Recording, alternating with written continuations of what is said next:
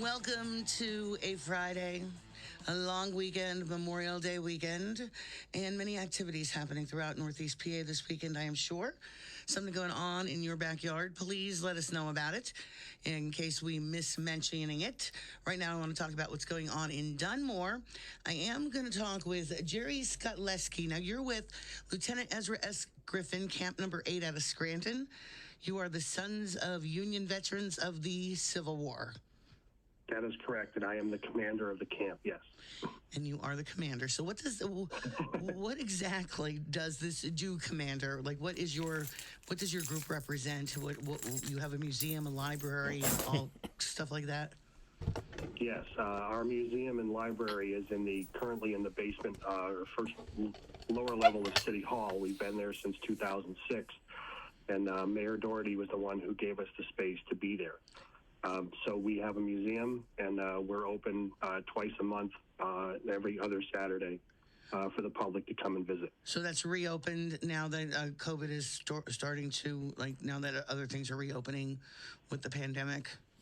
Yeah, we got lucky. We went there the other day to go and get into the museum, and we luckily ran into the mayor, and Ms. Cognetti let us in, and she told us you're good to go. So we are going to be reopened on June 19th is when we'll open at noon that day. All right, so now this weekend you have something special going on at the Dunmore Cemetery. That is correct. Our annual Memorial Day program will be happening Dunmore Cemetery at 10:30 a.m. When you come into the cemetery, if you go up to the right, that's where we're going to be. We've been there, and this is our 121st year that we have been doing this program. 121 years? Yes, we started in 1901. Yes, we've been there a very long time. Were you at the first one, Jerry? For how long this has been going on, I feel like I've been at the first one. So has this been the family thing for you, though? Was your father a participant, or your grandfather?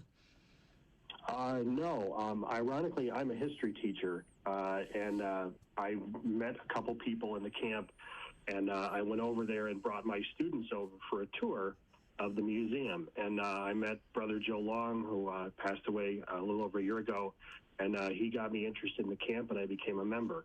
I would love to know if I'm a son. My father, passed away, but he was not in the military. But we've been researching my family's history to find out if I am an actual son. The ironic thing is I actually have a Civil War sword that was handed down to my family, and I'm trying to trace that. So I became involved in the camp just because of a love of the Civil War that I used to teach. So I guess I have to ask, so when it says Sons of Union Veterans of the Civil War, it could be anybody that joins your group who has a history, an interest in history? Absolutely. So, I mean, if you are a direct descendant of the Sons and you have a family member who participated in the war, absolutely. We also have a ladies' auxiliary, and they, of course, have members who have had family members who fought in the Civil War. So they're also welcome, absolutely. But we will take anybody who has an interest in the Civil War. And we have a wonderful museum and an incredible library. We're also hooked up with the Scranton Public Library to access resources for anybody who wants to trace their lineage. And there are actual artifacts that were used during that time period? Oh, yeah, we got it all. We even have a naval cannon. So we have all these wonderful pictures on the wall of all the local veterans who served in the Civil War. And, of course, we're named after Ezra S. Griffin, who was from the Providence section of Scranton. He went into the Civil War in 1862, and he was killed. He was wounded at the Battle of Petersburg, and then died eventually about a month later from his wounds. So we're named after him. So you have all these veterans from the Civil War, and their pictures are on our walls in our museum. And very rich history that goes along with that. So what will you have out in Dunmore? So it's Monday at 10 a.m., correct? Mm-hmm. We would ask you to be there somewhere around just after 10. The program will start officially at 10:30 a.m. Is there a parade that's going to go through Dunmore before this, or? Nope, there's no parade. Usually what happens is we have the local high school band comes to play, and they have a couple selections of songs. But unfortunately, due to the COVID restrictions and stuff that were happening, we didn't know if we were even going to be able to do this program. And we literally just decided a little over a week ago to go forward, thanks to the governor and the president's releasing of some of the restrictions. So we were able to do that. So unfortunately, the band won't be there. Well, I'm glad I have you on then, because otherwise, a lot of people probably wouldn't know about it because you haven't had a lot of time to tell people that it's happening. No, that's why I'm very grateful for this opportunity to let people know that we'll be there. So we just ask them to bring their own chairs. Because usually we have chairs set up, but due to COVID restrictions, we didn't want to take a chance on any, possible situations that could come up. So you could be responsible for your own seat, yes, just in case. Correct. Just in case. Erring on the side of caution. Now, how long will the program take? Program usually lasts about 40 to 45 minutes, I would say at the most. Obviously, there's myself speaking. The Ladies Auxiliary will be speaking.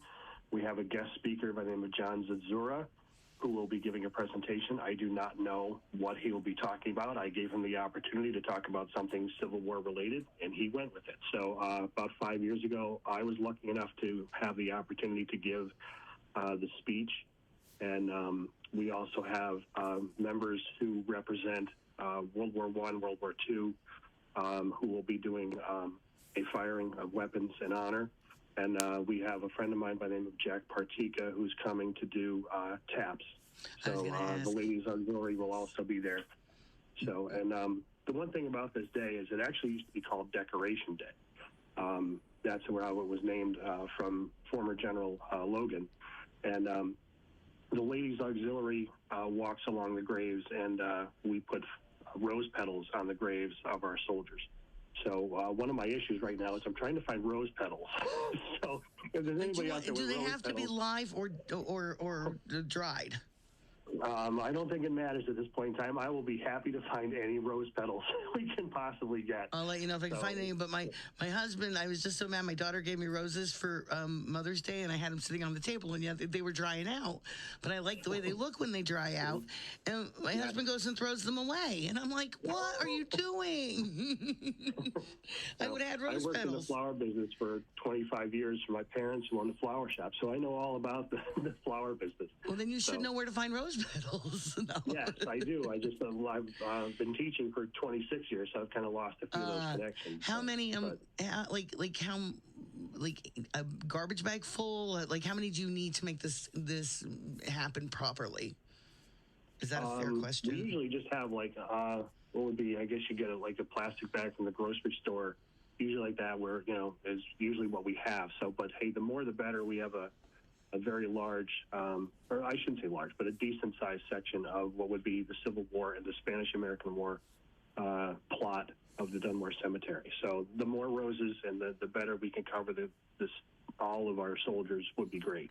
So anything would be wonderful to be donated. Absolutely beautiful. Absolutely beautiful. I might even try to make it out there. I mean, I live in Nicholson, so it's kind of, and I think we're doing something in Nicholson, and I did make it quite a tradition to bring my kids every year because I thought it was important to pass the history along to my children and have them have the respect for our soldiers. And it kind of disappointed me last year when things were getting canceled. Yeah, that was what happened with us, is that obviously we couldn't do this. So we actually held our program, but what we did is because of the national office sent us things that we could do, we did a program called the Silent Sentinel.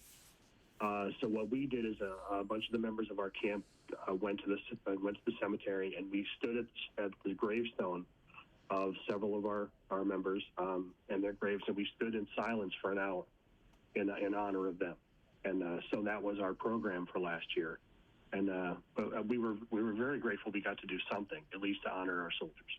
And that's the most important part of this weekend. Honor those who gave their all in service, in battle for our great United States of America. And one of the wars where we really we fought on our own ground between our own people, the Civil War. Just deep, deep history that you can learn if you need to know more. This would be a great event to go to, and then take advantage of the museum being there. And your first day back open, you said June 19th? June 19th at noon, yes. At noon, and that's a Saturday, so it's every other Saturday. And that's in the basement of City Hall? Yes. So around the back in the alley between the fire station and City Hall, there's a little ramp there, and if you go up that ramp, that's where we are located. Okay. We're in the old police station, ironically. Oh, okay, well. Yeah, so only if you've been arrested, I guess you would probably know where that is. So. Yeah, I have no clue, thank you very much. And I spend time in Scranton, so I'm lucky. So we like to call ourselves the best kept secret that people don't know about. So, we have a great tradition, and, we hope to get ourselves out there for more people to come and see us. I think it's very important that people explore their own backyards, what we have here, and our own history. As people complain that there's nothing to do, there is. And we do offer so much that has happened here as well. So to go out and experience it, I think, is very important. Now, I have to ask, where do you teach? Are you still teaching? Or did you give it up after? Oh, yeah. No. I am. I teach at Scranton High School, so I've been there since 2000, and before that, I taught 5 years at Bishop Hannon. So I've been doing this a long time, and I started teaching the Civil War, and it wasn't the first thing I obviously wanted to teach. I was so into World War I and World War II and stuff, and then of course you get whatever they offer you. And I watched the Civil War series from Ken Burns and absolutely fell in love with this process and the history and everything. And I used to take students on tours of Gettysburg. I used to drive a van. I used to take my students there. So I love this time period. It's amazing. So we expect to see some students from Mr. Skotaleski's class out there, from either old students from Bishop Hannon or the Scranton School District. Yes. Yeah, I told them they're all invited, so I don't know if they'll show up because obviously everybody's got their own issues and things going on this weekend, but everybody's welcome, absolutely. I hope some of my students show up. That'd be great. That would be nice. Very nice. I thank you so much for taking the time. Were you off today? No school today? Yeah. This is the first time. We always get this day off, but then we lose it because of snow days. So as far as I remember, this may be the first time we've ever been off on this Friday. So, that's because we've been virtual the whole year. So I was just going to say, the nice thing about the pandemic was no snow days. Yeah, that's correct. So, see, it did have its benefits. I always try to look at the good side for everything. So one of the benefits is we learned that we don't need snow days. There you go. Yep. So I told the kids all that. I said, we're graduating on time, so you should be happy about this. The first time probably in the history of time. It's been a while, I would say that, yeah. That doesn't happen very often. I thank you so much, Jerry, for taking the time to tell us about the event going on Dunmore at the Dunmore Cemetery around 10 a.m. this coming Monday morning, Memorial Day. Yes. And Nikki, thank you very much for the opportunity to present this to the public and stuff. And we'll be there this year, next year, and hopefully the next 121 years to come, I guess. I trust that your associate, Dale, will keep me posted on everything that's happening that you guys are doing. Absolutely. So thank you very much. Take care, Jerry. Have a great day. 570-883-0098. What's going on in your backyard?